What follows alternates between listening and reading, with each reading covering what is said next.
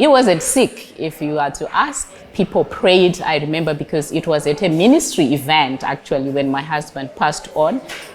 He died by the roadside. You know, they tried to put some drips. You can see that he's not breathing. His face was just changing. I could watch my own kids. They are crying. And from having a normal conversation, and just the next thing is he's pronounced dead. You know, I was relying on him. We had 4 kids. He was a hands-on dad. You know, some people think maybe I'm cursed. You know, I had to face all those things. I'm like, am I cursed?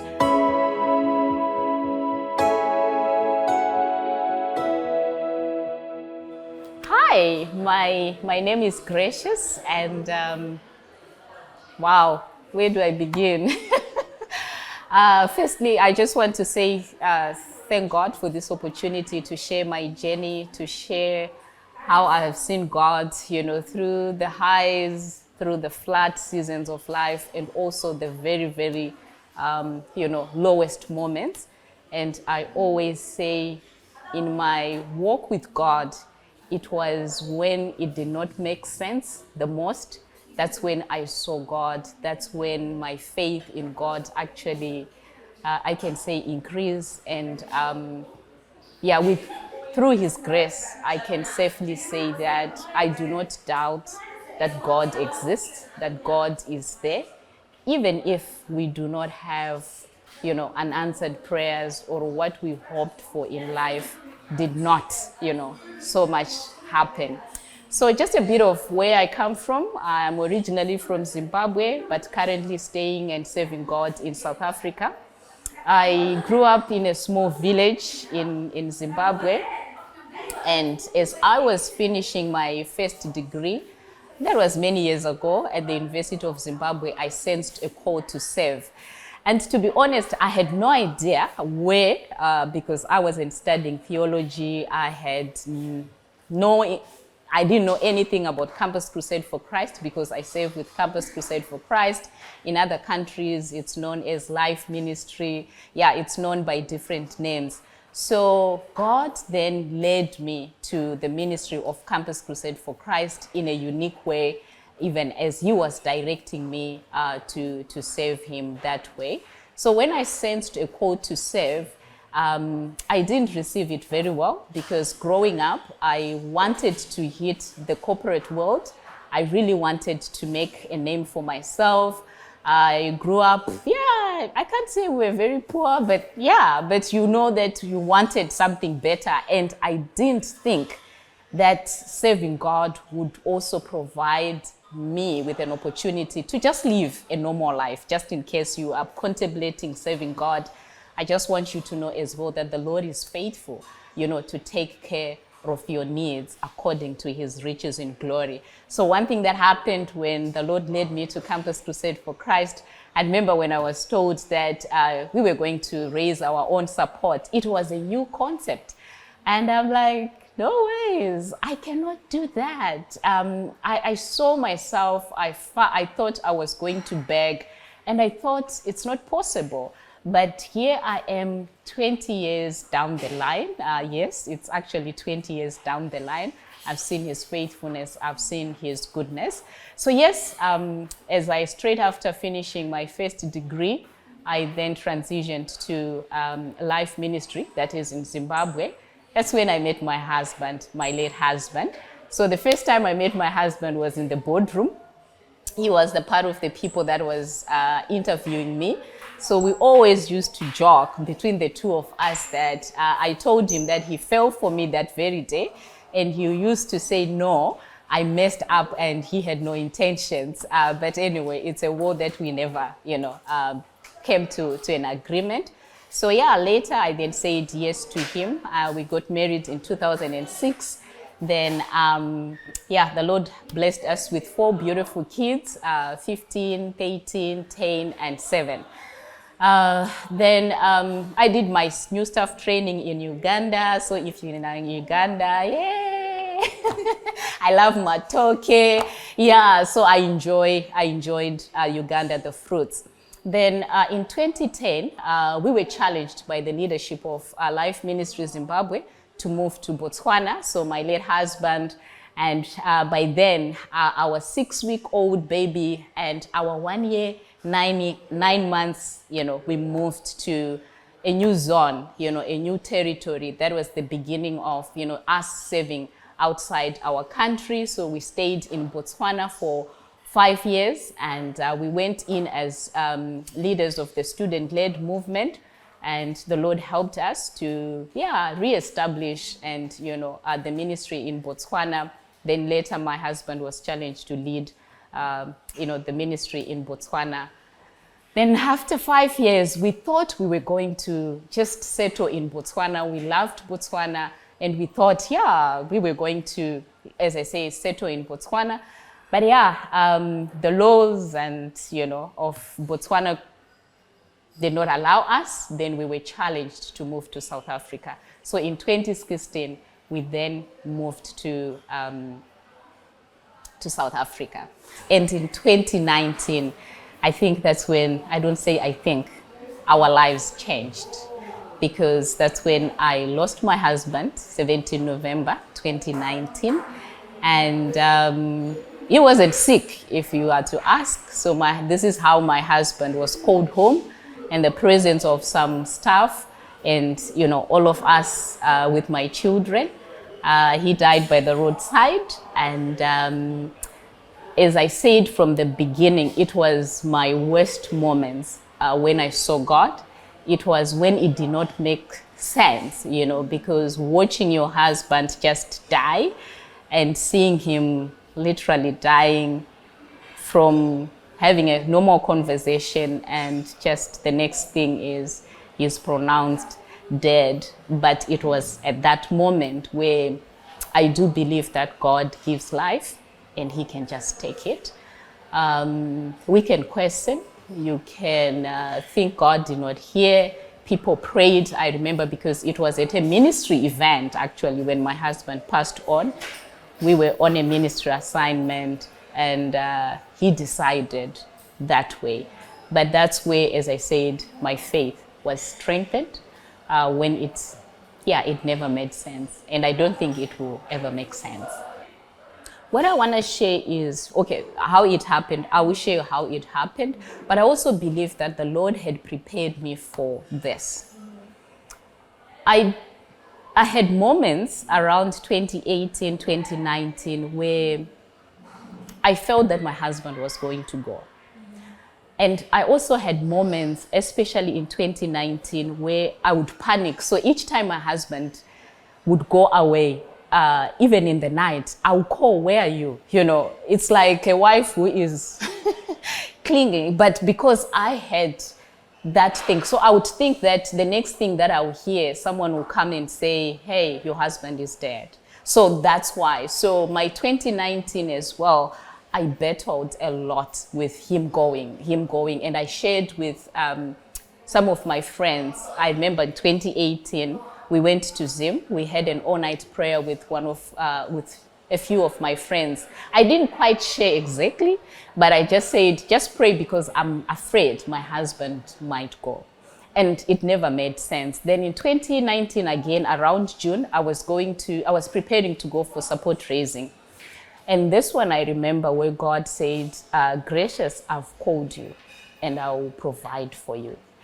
And I remember it was directed to me, and I said, "Why are you saying me and I'll provide for you?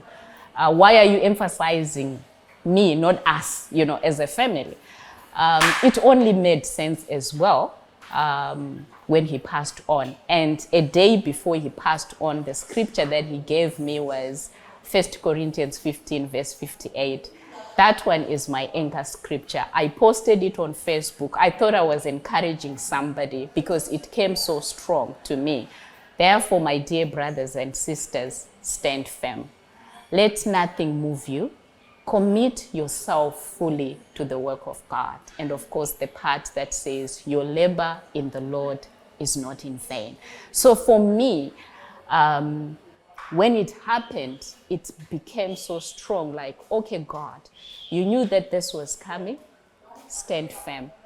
Let nothing move you, because the loss of my husband had the potential to move me. It had the potential to just crush me down.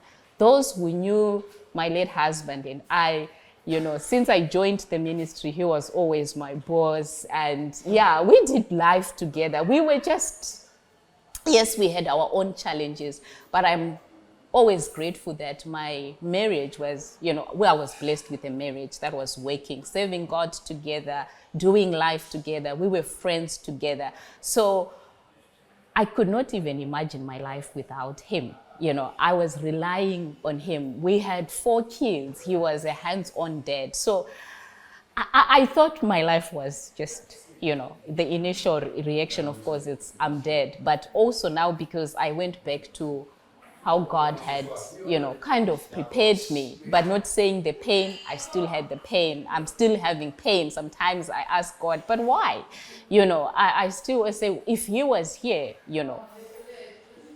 so I still have my moments. So this is how he died. So as I said, it was on a ministry assignment. So there was an event called not Cycle to Transform. It was a radio, there's what I can say a campaign. So as a ministry, Campus Crusade South Africa, we were participating. So cycling is a big event in a big sport in South Africa. So yeah, we woke up around 3 a.m. on a Sunday. He was the one driving. We went with other 4 staff members. He was the leader in charge then. Then, around 6 a.m. we had all set up, and the first batch of cyclists had already started. He was a loud person. He was cheering people. His voice was actually gone by around 7 a.m. This is early in the morning. And I remember another staff, and he also is late now. He just said, Tafi, if you are now by this time, your voice is gone. What about 12 p.m.? What will happen to you? He says, don't worry. So he then said to me, he has a headache. And I thought, wait, you had a busy weekend. They had just completed their strategic planning as a leadership team. So I thought because of that, that's why he was tired. But he carried on after saying he had a headache. Then he pulled his, a camp chair, came and sat by my side, took our 4th child and put him by his shoulder, right? And after that, he put him down, for some seconds. And I remember that because he was seated by my side, there was a group of cyclists coming. I turned to cheer the cyclists. The next thing I'm turning to him, I see him going down and there was blood. So I jumped and called him and, he didn't respond. And there were paramedics, your first aid, everything was there. So immediately they came, they did everything that they could. I'm praying, people began to pray. And also because we had other staff members, sending on voice notes, different groups. So people began to pray.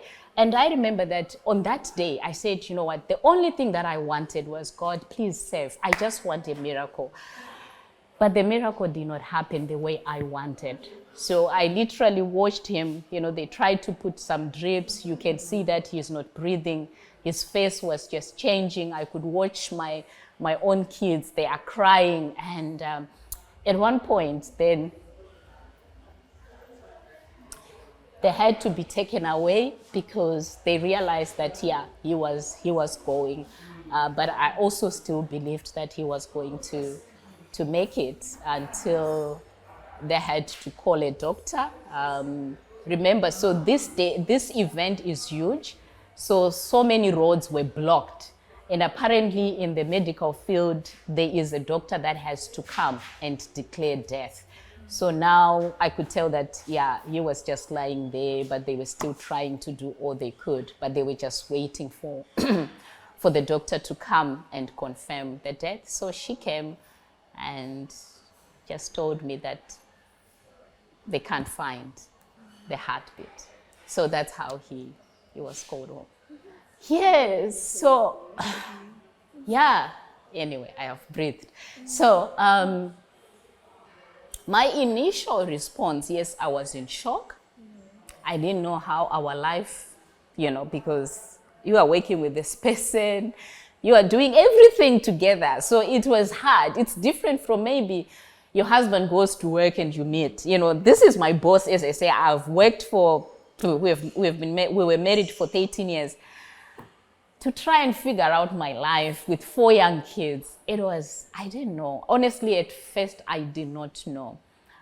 But later, that's when I sensed a burden to reach out to my fellow widows. I talked to my leader about it. I just had a burden, and also just going through grief and I didn't go through much about the cultural what, but I then realized that, as I said before, that death has a potential to shake your faith, to question whether God hears and answers prayer. You question whether you are loved or not. And also facing questions like, people think you didn't pray enough. That's why your husband is dead. Some people think maybe I'm cursed. I had to face all those things. I'm like, am I cursed? Actually, someone said it to my kids, to say we are cursed. That's why we don't have. So I began to want, even up to now, one of the things that I'm so passionate about is for us, especially in Africa, to really look at some of these things that we believe in, things or statements as well that in Christian circles we say, but that are not necessarily from the Bible, and those things actually hinder healing and also us having faith in God. Like, as I say, the fact that I was widowed at a young age, does it mean that God does not love me? Does it mean that there is a curse that is around me that I failed to break? So sometimes this is how we get it, as people who have gone through like rough, difficult or suffering, where people think that, you know what, you're not prayerful. That's why you are here. That's why you don't have a husband. But I asked myself, wait, even the fact that I was married and having a beautiful marriage, it doesn't mean that I was so prayerful. It's just the grace of God. Death, no one knows, honestly, no one knows the day, where God will come and how God can take that person, or how I will transition to heaven. It's just entirely before God. So yes, at first I really thought that we were down. But after that, responding, I just picked a burden, and God just gave me strength. Honestly, the strength that I have has nothing to do with me. I actually also did not know that I had that strength in me, and also faith in God. So I always say as well to myself, the same faith that I have now, if I had that faith when I was married with my husband, I think we were going to do greater things, as husband and wife. But there is a kind of faith that I believe the Lord helped me, and also a perspective that I began to sow since my husband, passed on. So, as I said, I have no doubt that God loves me. I have no doubt that God loves my children. I have no doubt that we still have a future until the day as well God will call me home. So I'm so passionate about, helping a fellow widow, just go through, navigate the grief journey. Yes, it's painful. Yes, it's a place that we didn't want to. I admit it's an unwanted space. It's an unwanted zone. But in that unwanted zone, you can still experience God. That's why the Bible talks about widowhood. He fathers, the fatherless. That's why we have those scriptures in the Bible. If it was not there in the Bible, then we can say, you know what, for sure you are not loved. You are not important in the eyes of God. So I strongly believe that, I'm still important in the Lord's eyes, but in other people's eyes, I know that we are not. When it comes to life and how I transitioned, of course, as I say, grief, no matter how people love you, no matter how people can pray for you, the sad part, because it's me who had lost and who lost a husband, it means I had to go through the grief journey. That one is painful. No one can do it for anyone, And also sadly with my children, I have 4 kids. That's when I realized that, you know what, you are dealing with 4 different people. The way they processed grief, and even up to now, it's totally different. Each one of them has their own ways of, you know, just navigating grief. I had one of my kids, so I'll try to protect them. So one of my kids really battled with grief. So they didn't want to see any photo. They didn't want to talk about their dad. They didn't want to hear anything, you know. So it's like, for them, it was reminding them of what had happened. Yet I had someone, the other kids, who they wanted to play the videos. They wanted to see the photos. That's what helped them. So trying to then, you know, balance, you know, and, you know, make sure that this one who is processing this way is also well catered for. And this one, the other 3 who were okay with watching video, it was watching the videos, it was hard. And even up to now, I would say, I still see those differences, because one of my kids, you know, we would rather not talk much about their dad, not because they didn't, but because it's painful. So, but others, they are okay. So we used to celebrate, we still celebrate like things like his birthday, the day that he passed on, and, you know, the anniversary, my wedding anniversary. So I try to remind them. And to try and say what helped me. So I remember that, so there's something that didn't work for me. It was counseling. So we had a set of people that were assigned in terms of counseling. So the ministry had paid for us to go for counseling, myself and the kids. But I remember that, I think that's another place where God was also birthing something in me. I said, I was going to be counseled by people who were married, and it didn't make sense, because I said no. In as much as they are professional, please hear me well, because I believe in the work of counseling. And even my kids, I keep on telling them if they need, and I will take people and I refer people. So I don't want to sound as if like I'm saying the work of counseling does not help, not at all. So I remember saying, you know what I want to hear, instead of hearing professional counselors, I want to hear from a fellow widow who has lost their husband. The pain that I was feeling, it's like, it's too much. Will I be able to feel okay one day?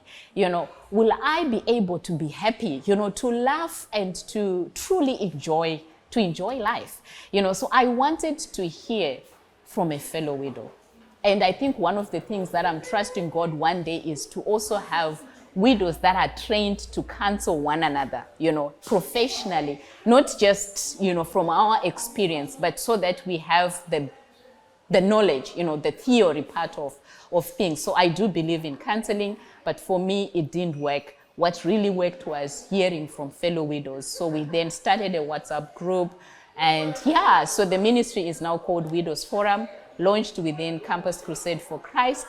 And our vision is just to create a platform that will facilitate a change in the narrative of an African widow. So it's about our hearts, it's about parenting, it's about empowering one another, you know, economically, because one of the things that we face in Africa when we lose our husbands is, you know, the financial security is gone. You know, most of the time it's our husbands, breadwinners.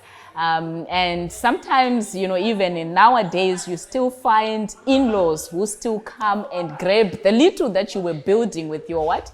With your husband. But for us, we are saying we can be able to create that space, you know, that is holistically where I can go pray, talk, and be real. So we try to be real and also encourage, you know, one of the things that we don't want to really talk about in Africa is the issue of remarriage. So for us, the moment I talk about remarriage, already I know some of my friends and my relatives, they said, no, you cannot talk about it.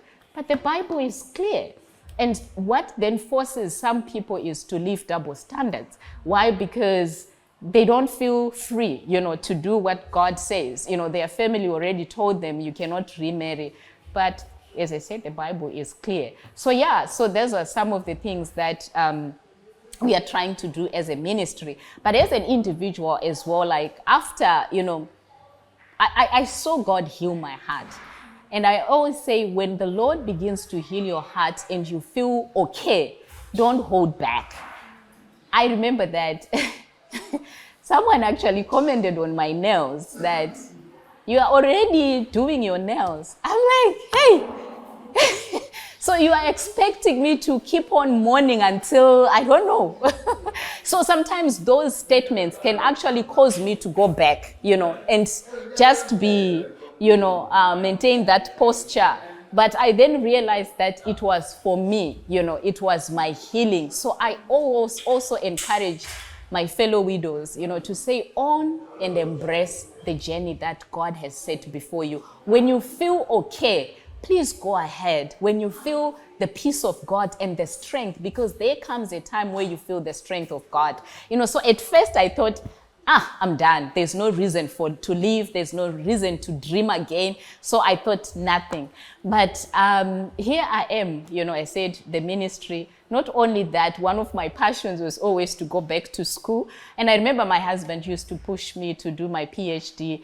And recently I enrolled, and because I feel the strength, and I do have, God has given me the opportunity, and I believe I am able to do that. And for sure, with the strength of God, I'm not leading a miserable life. And I do not want any widow to lead a miserable life. Yes, we always remember what we had, and we will not have what we had. But the space where I am in, I'm still able to see God, His goodness, and be able to flourish, because this space I did not pray, but God found it fit, to say this is where I would want you to be, and I want to flourish. And I say to my fellow widows, we can thrive, we can flourish, as long as God is seated on the throne.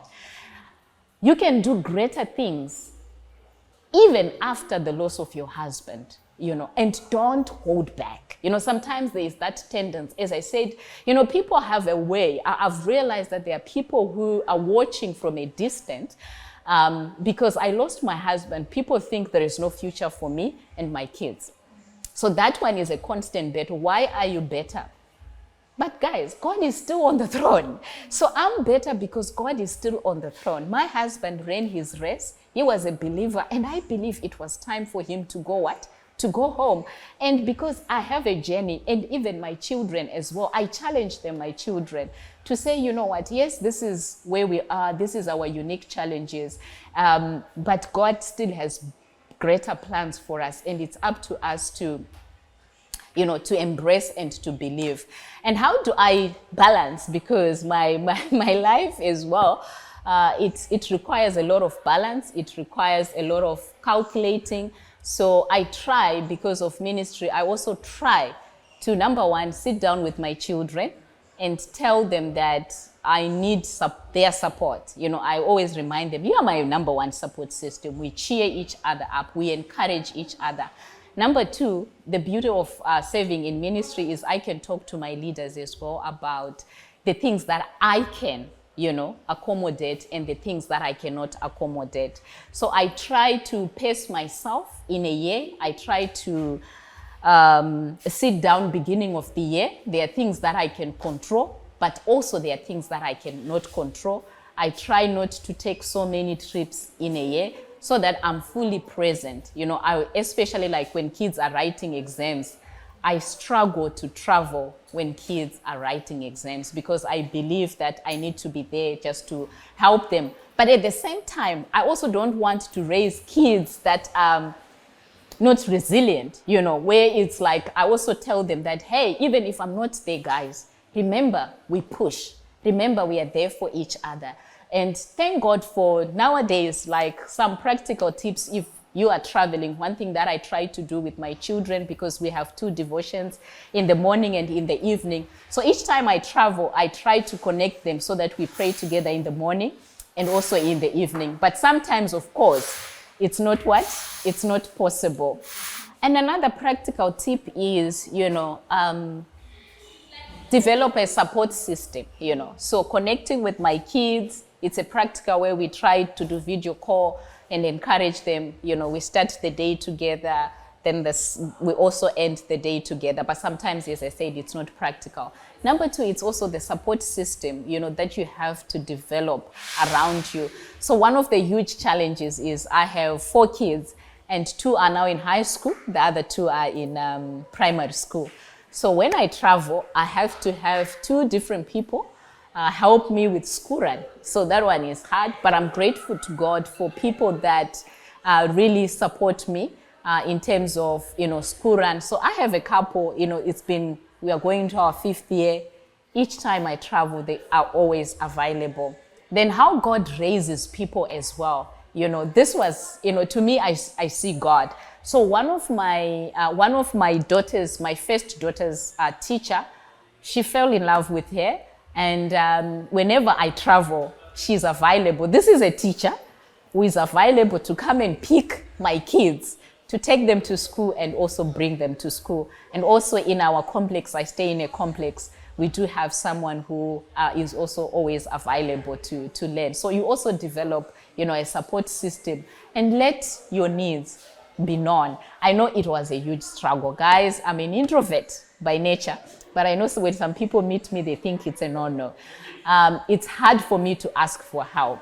So one of my growth moments was to ask for help. And if there's anything that I want to encourage anyone who is a single parent, single mom, you know what? Learn to verbalize your needs.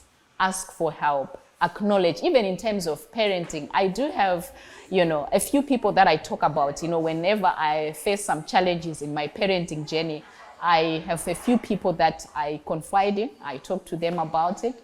And I ask for help because I know that on my own I can't. And yes, one of the huge things that I've learned also, because I was created by God to be a woman. And there is no way I can be a man. That one, in as much as God can give me grace, but I've accepted that I am a woman, I think like a woman, and if I need a man's idea, I will reach out to a man and talk, because God never created me to be a woman, and I will never want to muscle it up because that's who God has created me to be. So yeah, for anyone going through my journey, losing a husband, allow yourself to grieve the way that you feel you're grieving. When the Lord gives you strength, don't hold back, rise up and allow God to change, to transform you, even your perspective. That's one thing. As I said, when the strength comes, please rise up and flourish, do the things that you never thought you could. I did, because God is still on the throne. And with kids, it's always not easy. I cannot say I've figured it out. As I shared, that my kids are very different. I do have some that know how to protect and guard themselves. I do have some that are expressive, they can cry easily, they can say what they are feeling. But you just have to know that each child is also unique and they will process grief their way. And as a parent, you just have to be there and also trust God that He heals and He will heal them as well. Yeah, I highlighted, the unfortunate part of, losing a husband. Now speaking specifically to my fellow widows, is you just have to go through the pain because you shared something unique with your husband. I remember saying to myself, God, why did you give me love for someone? Then you take that person away. So you just have to go through that journey and no one else can do that for you. Allow that, painful process to take its course. Don't fast track. And sometimes you can feel that you're actually progressing and all of a sudden, boom, you are down. I would say it's okay.